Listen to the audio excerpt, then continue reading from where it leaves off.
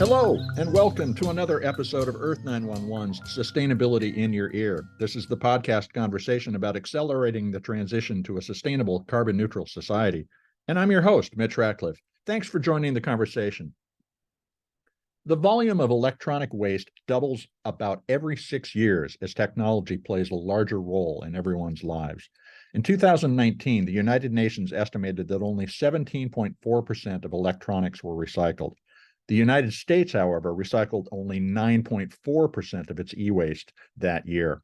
But in Europe, the recycling rate was 42.5% in 2019. There are a lot of ways that we can improve, and one is the growing market for refurbished phones, laptops, and tablets. And our guest today is James Murdock, founder and chief marketing officer of Alchemy Global Solutions, a provider of trade-in, refurbishing, and remarketing services for technology and telecommunications companies.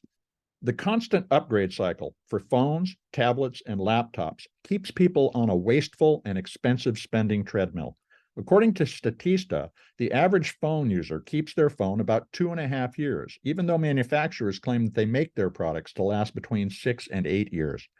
Trade-in programs have become a familiar part of our digital life, and like the auto market, where used cars account for about 74% of sales annually, a used phone is now thought to be a smart, sustainable choice. Alchemy, which is based in the UK, offers its services in Britain, Ireland, Japan, Taiwan, Korea, South Asia, and the United States. The company has refurbished and sold 4.6 million devices since its founding with the intention of creating a circular market for technology. So you can learn more about Alchemy Global Solutions at alchemyglobalsolutions.com. That's all one word, no space, no dash, alchemyglobalsolutions.com. Let's get into the conversation. Welcome to the show, James. How are you doing today? How's the weather in London? I'm great, thanks, Mitch. I'm great. The weather is average, I must report. It's we've had a really good end of summer after a poor summer, and now it's doing its thing. It's gone all rainy, but I can't complain. All is good. Well, I'm glad it's not extreme. It's been one of those summers. So, tell me about how you came to found Alchemy. It's what's the history of this company? I'd love to. Alchemy was founded by myself and three other chaps from around the world: a German, an Englishman, an Irishman, and an Australian. Sounds like a joke set up, but there's no punchline coming. Really to deliver circularity solutions in the technology space. Mm-hmm. I and those other chaps had worked in technology, in mobility, for a good period of time, and spent quite a bit of time in trade-in in the circular space, but really felt that it wasn't keeping up with the consumer experience, was all a bit clunky, wasn't necessarily happening at point of purchase. So we set Alchemy up really specifically to enable circularity in the tech world. So that's phones, that's laptops, that's home equipment, white goods. That's what the company does. Pretty much all the company does. Well, how is circularity different than trade-in? Because we've had trade-in as a practice within business for many decades, but what's the difference? It's the nuances of it, right? So one element of it is simply making it present at the point of purchase, mm-hmm. so that you're on the circular journey already. So one thing that we experienced a lot in the earlier days of technology trade-in, I mean, none of this is a new concept, trading something in. But in tech, it is quite new, because it was the case that technology was so quickly accelerating, and the curve was so steep that the piece of equipment that you had in consumer technology or mobility after 3 or 4 years wasn't worth much, because it didn't do much. It's really only been in the last 6, 7, 8 years it's been viable that if you've got a phone or you've got a decent laptop from 3 or 4 years ago, it is actually still effective at doing its job. So that's all important. But we found that often you are being asked to buy something, and then you could go and do a trade-in, but you would do it separate. You would do it after the fact. You would buy your thing, and then you would go and do your trade-in, and it was kind of disjointed. So we've been working on technology that means that when you buy the product, whether it be online or in store, you do the trade-in at that point. And so you get the discount from your new product straight away. You get instant gratification. You don't get a gift card that you probably don't need anymore because you just bought the product. So some of the circularity is just, you know, beginning the trade-in almost from the outset. I'd say also a big part of it is making sure that you've got a modular, quality, sustainable way to repair these things and deploy them back out into market. So it's really thinking about the whole journey. There's a couple of nuances there. We generally think in terms of circularity as multiple cycles of use. Do you see phones now being passed from a second to a third or even a fourth user potentially? Definitely, yeah. Definitely a third. We sort of tend to think about the products we handle mostly in thirds, and I would say iPhones is a good third. Use it 2 or 3 years, comes back to us. Let's say today an iPhone 15 comes back to us looking a bit like an iPhone 12.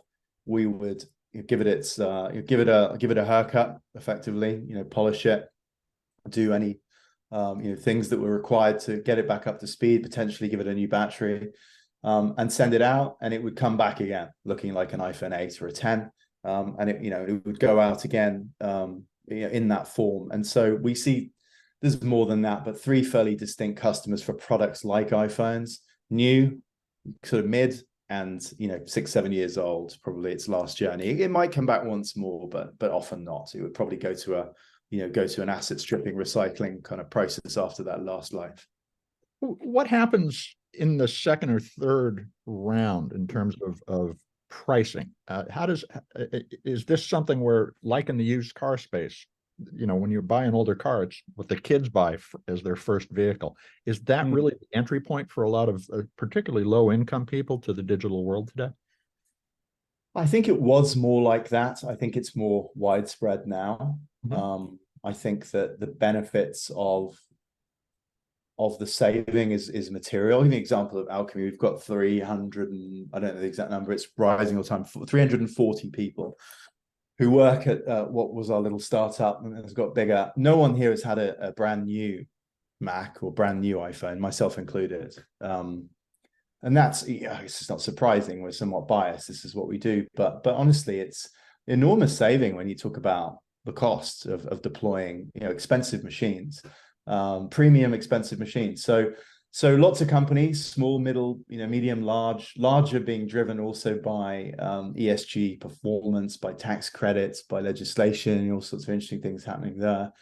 But then also we see just a ton of people that want to do something good for the environment and want to save a few bucks, because it is one of the areas where rarely, I think fairly rare, you can do something good for the environment and you actually save money. Most of the time, when we're asked to buy that product that doesn't have any chemicals running through it, or, you know, something organic or something sustainable, you normally notice there's a few extra cents on there, right? For that. With us, with this product sector, you can save hundreds of dollars and save, you know, 70 kilograms of CO2 being emitted. So it is a pretty clear message that I think is spreading more and more. You're always going to get people that want to buy the brand new rapid technology, and, you know, we love those people too, because if they're not buying that product, there is no second life. I mean, I'm not one of these people that sort of critiques people that want to buy the new product. They're an essential part of the circular,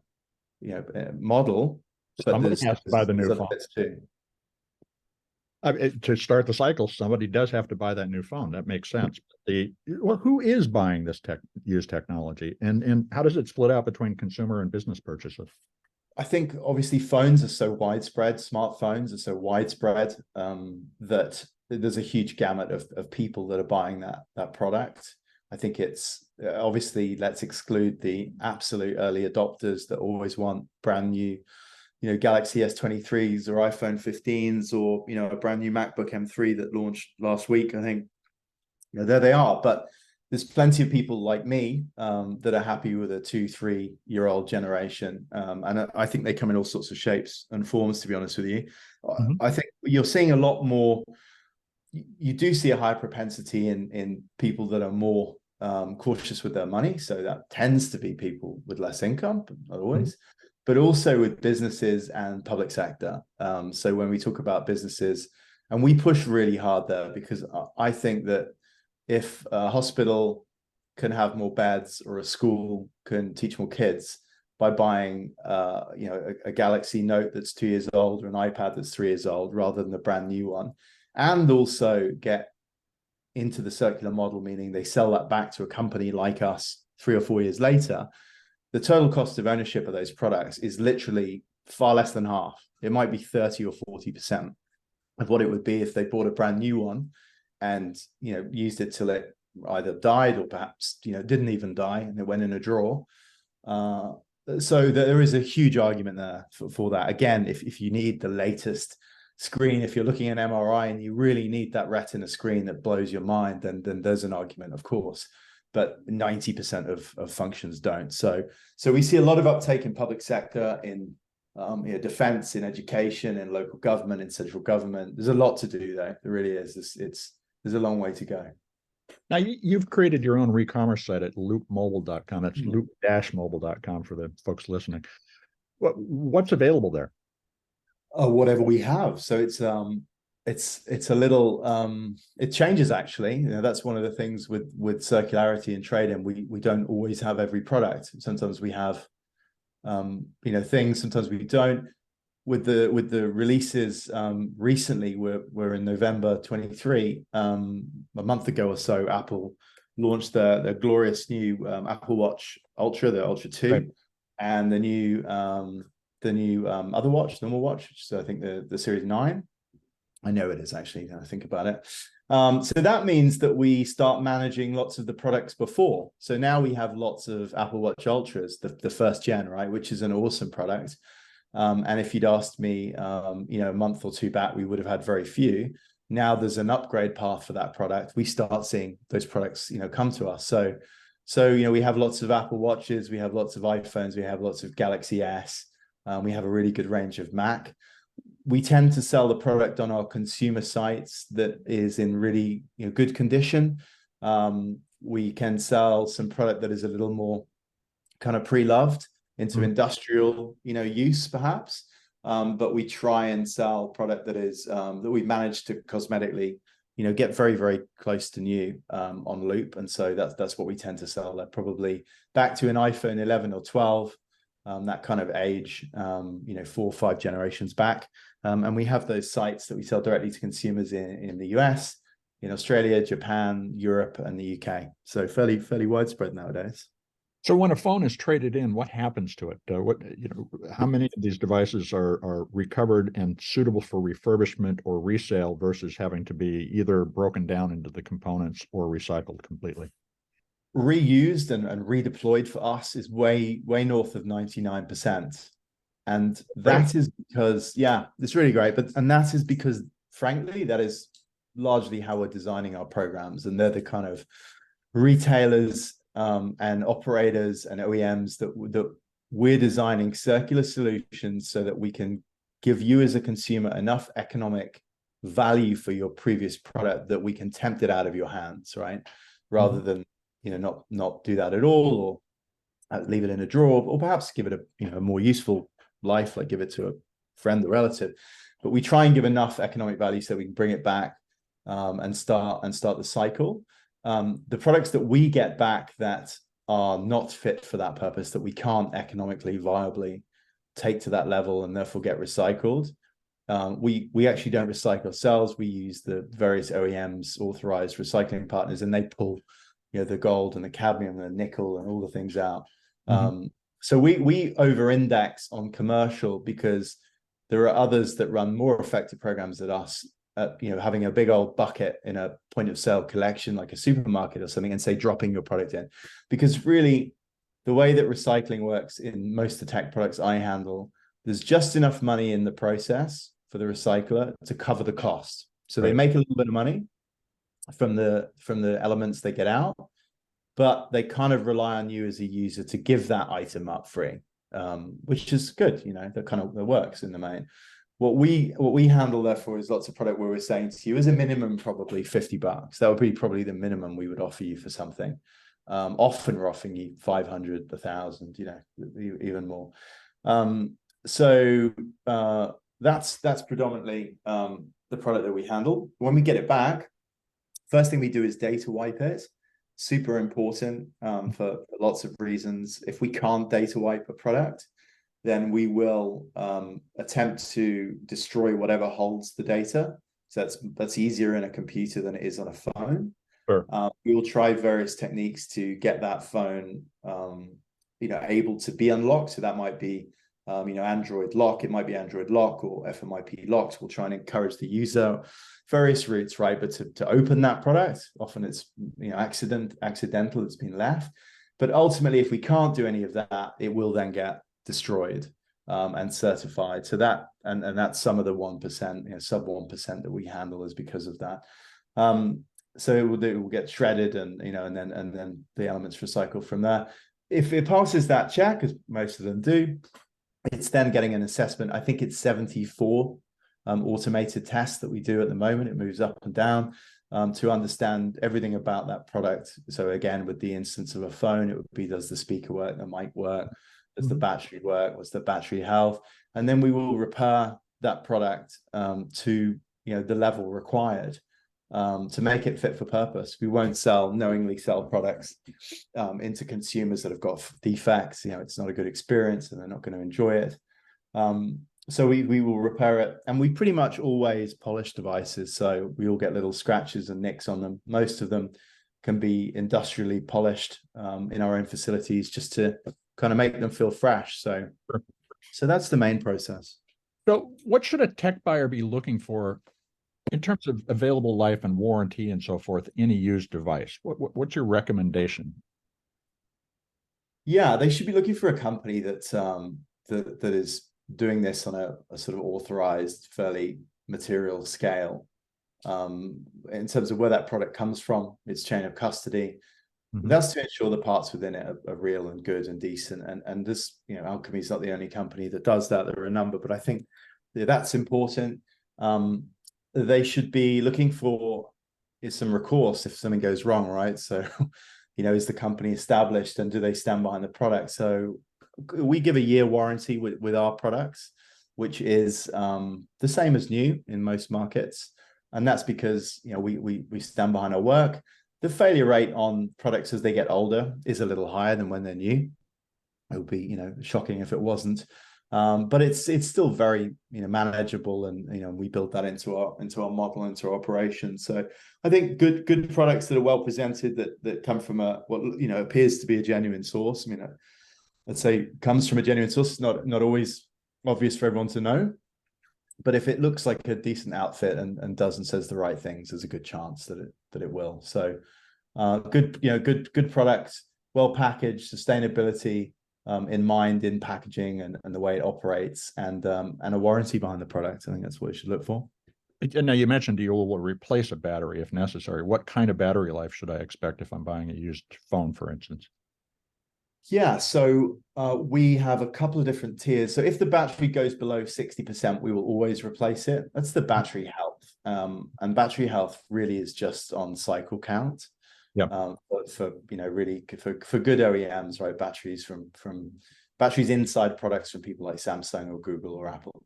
60%. With our consumer product, we ensure that it's up to 85%. Again, customer experience, perception, enjoyment, and those kind of steps mean that it costs a few bucks to make those decisions, right? So I think that's another thing to bear in mind when you're buying a used product. You're already getting a pretty substantial saving from new. So I wouldn't always encourage to go for the very, very lowest price if we're talking $10 or $20, because it is things like that, making sure that we change batteries, even if they're at 79%, 75%. Frankly, they would be fine, but I think it's important for consumers to have that strong battery experience. So that's a key one. But that's the kind of products that you would experience would be a high battery, an A or B grade product, as we call it. So looking absolutely like new or very close, and fully functional. Everything works, tested and confirmed. Okay, I think we've got the basics here. I want to now start to talk about circularity, but before we do, we're going to take a quick commercial break. We're going to be right back. And we are back to continue talking with James Murdock, founder and chief marketing officer of Alchemy Global Solutions.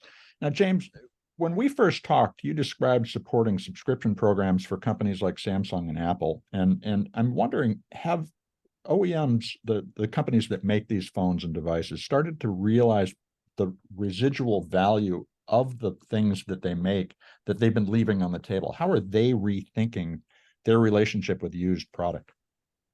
They certainly are, Mitch. Some more than others, right? Like all businesses, like all practices. And I think that there is an element of residual value within an OEM's product, within a manufacturer's product, that to some degree is there or is not there, which helps with this scenario. So let me explain what I mean. There is a set of special ingredients that sit within a product that has a strong residual value, and roughly they are, please don't all take notes because I don't want too many competitors. And the product has to be aspirational. It has to be something that people want to have, want to buy, and it helps if it's a little premium as well. So if the product is at the end of its 1 year lifespan, cheap as chips, is $20 new, started off as $700 and is on its way out, give you an extreme example, its residual value is going to suck. It's not going to have a strong residual value. So products like Samsung smartphones, Apple MacBooks are the Mercedes, BMW, Audi of the tech world when it comes to RV. They have largely stable retail prices. They don't hugely deteriorate if they deteriorate at all in the sort of year or 2 years of life, or however long that life is, for as in when they are brand new before they're replaced. They're stable, they're aspirational, people want them, and many people would select to have them in 3 years as a generation or two back, rather than buy a brand new, what they would see as an inferior product, right? I don't wish to pick on products, but think of a mid-tier, cheaper smartphone company that they are choosing. They're saying, do I want a 3-year-old Samsung S20, or do I want a brand new Redmi or Xiaomi device, etc. So the reason I say those things when we talk about residual values and cost of ownership is, I'm sure there are some smartphone manufacturers, some laptop manufacturers, some consumer electronics manufacturers that would love to harness the residual value that they have in their economics. It's just, unfortunately, they can't, because their product doesn't have a great RV, and it's going to take them a fair amount of time, and I assume often they're going to have to build their brand equity and their product equity to that. So to take that to the reverse, what the likes of Apple and Samsung do have is they have products that tend to be fairly expensive, but the residual value on them is such that after 2 or 3 or 4 years, if you actually then sell that product, and you do so in an organized way, and perhaps you do that in a subscription model like we run, a more organized circular way, or perhaps you're just trading it in. If you're going to outlay more, but you're only actually going to get a significant amount of that back, your total cost of ownership is less. And actually, to the extent with Apple, some of its products are cheaper. They are the cheapest on the market. If you look at their total cost of ownership over 3 or 5 years, because of that, they have such strong residual values.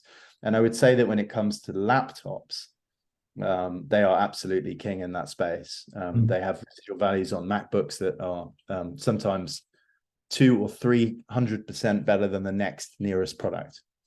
So hugely different. The other group that is starting to recognize the importance of residual value are the procurement professionals, corporate and institutional, who are buying a lot of these things in bulk. Are they starting to think about themselves as stewarding those assets and wanting them to be well cared for while they're in use within the organization, so that they can be sold or in any way remonetized?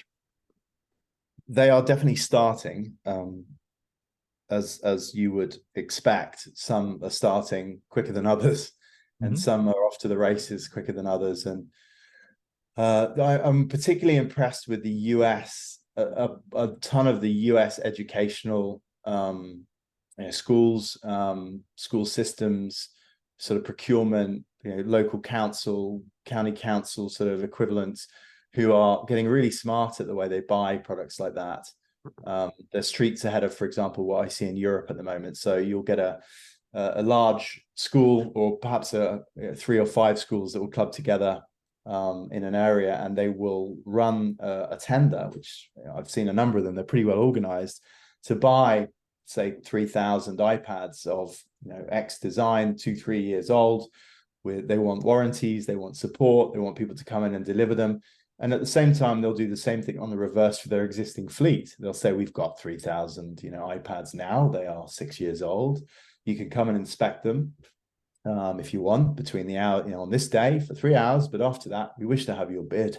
You'll come and pick them up and you'll pay us, make your bid. So that is more advanced than the British government, by the way, who, we've been running some freedom of information requests on, and of the 24 central government departments, 23 of them have never bought a refurbished product before.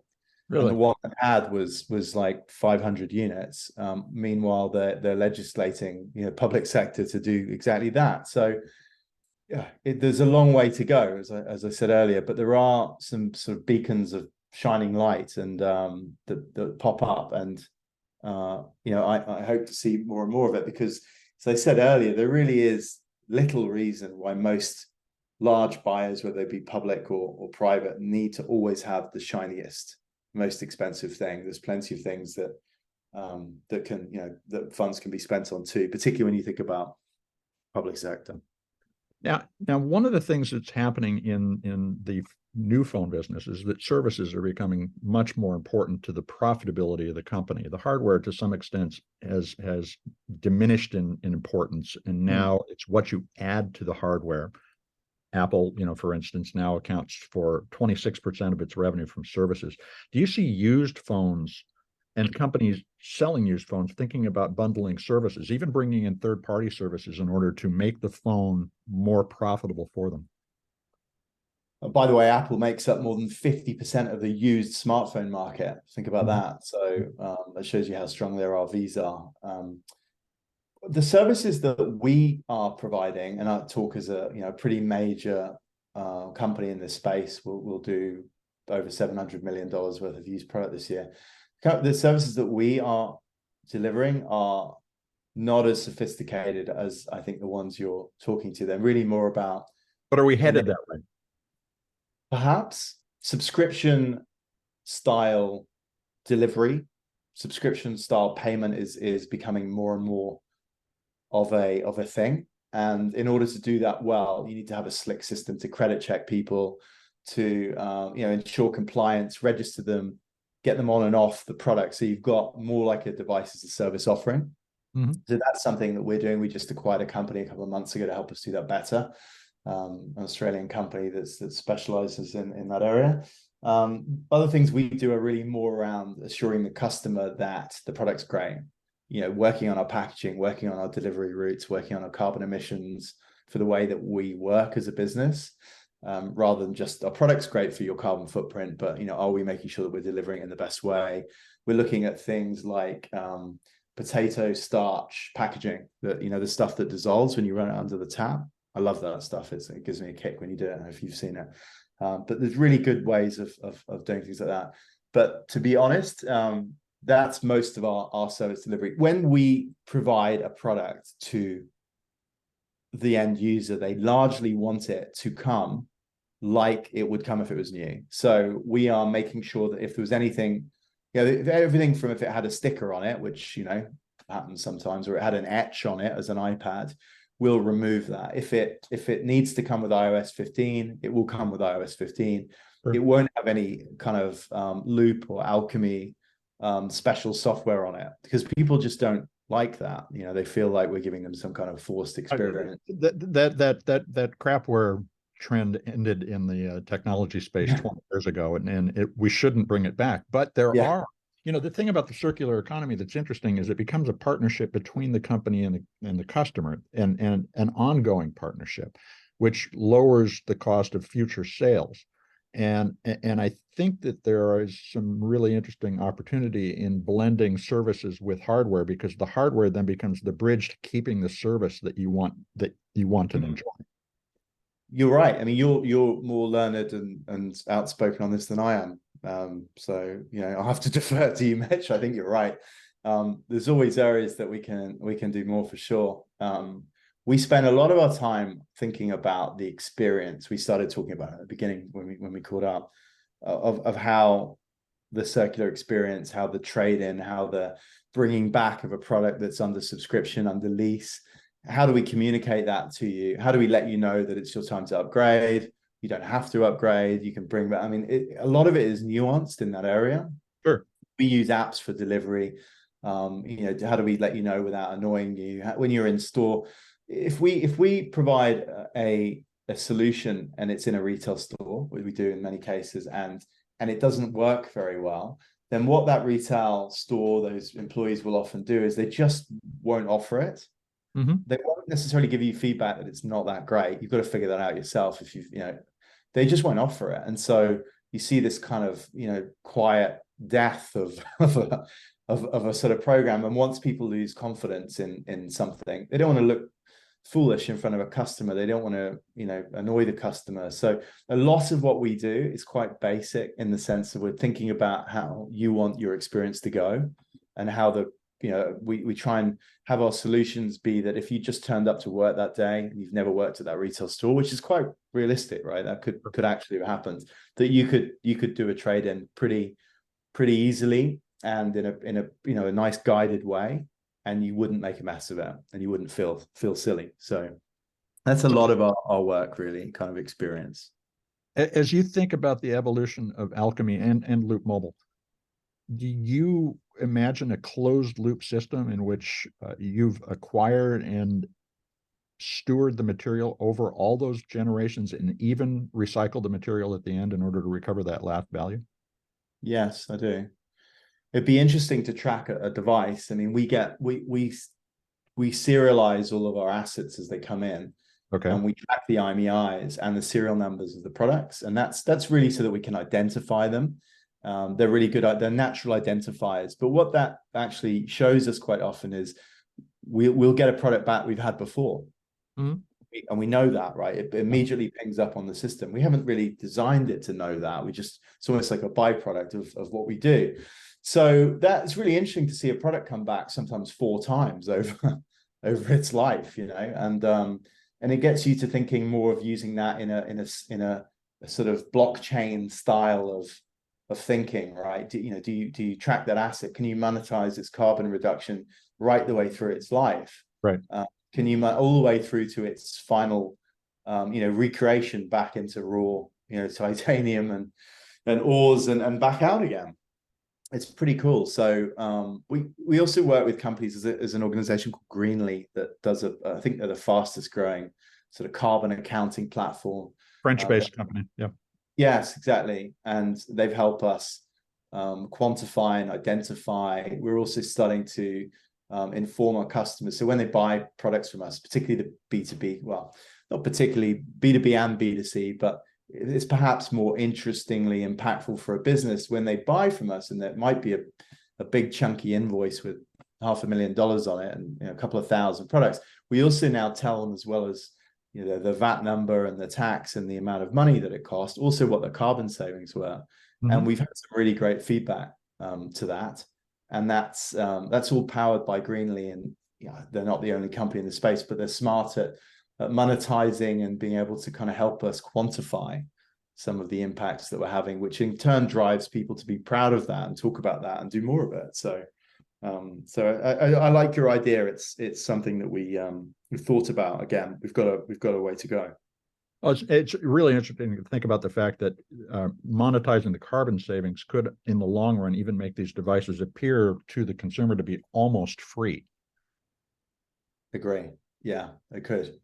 And you've got to try and keep yourself honest, right, with that. I mean, we all have an impact. So one of the things we did is it's about 72.2 kilograms of CO2 produced with the manufacturer and average smartphone. But we went away and did some work with Greenly to try and work out, okay, when we take the product back, and we do our work to it. We also spend some carbon doing that, Sure. right? And existing, talking to you today is some carbon, to get me here. So we went away and worked out what that process looks like, and then reverse that back. And that's how we get to sort of 64 and a half roughly kilograms, because we're spending 7.5 on our work, but it's still a big reduction. So we're doing more and more work in that space. And I think we'll have some really interesting research that we'll be, putting out, and Greenie will just put out, they have full access to, to use us as a test, right? To try and understand how we can be better in this space. So it's fun. It's a fun part of what we do, to be honest. I really look forward to seeing that information, because I think a lot of companies will be able to learn from it.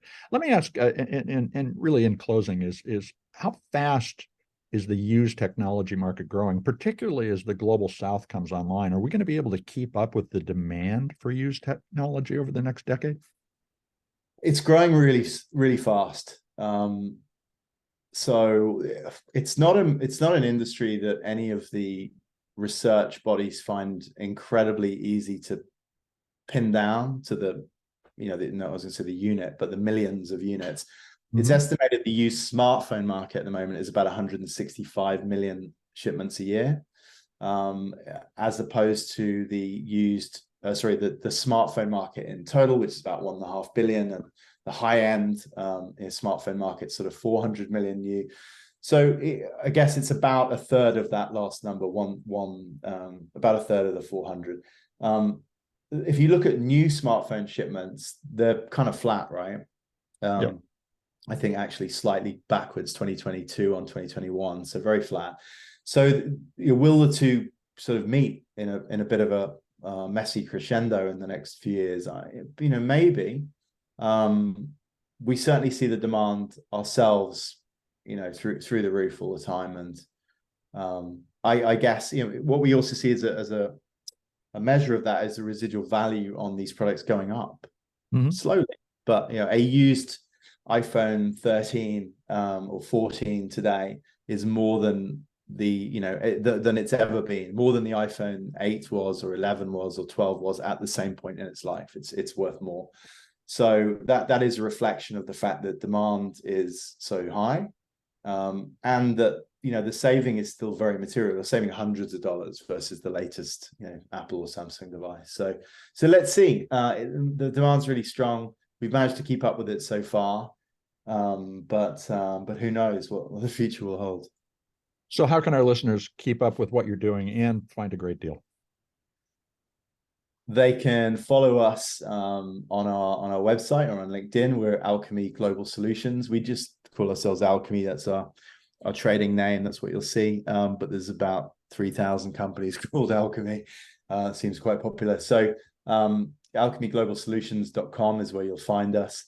And you can also find a link there to our brand Loop. Loop is in the US, Australia, Japan, Europe, UK. And you can jump on there and buy yourself one of these products. So Loops are where myself and all my friends and family go and buy our own phones. In the US, it's loop-mobile.com.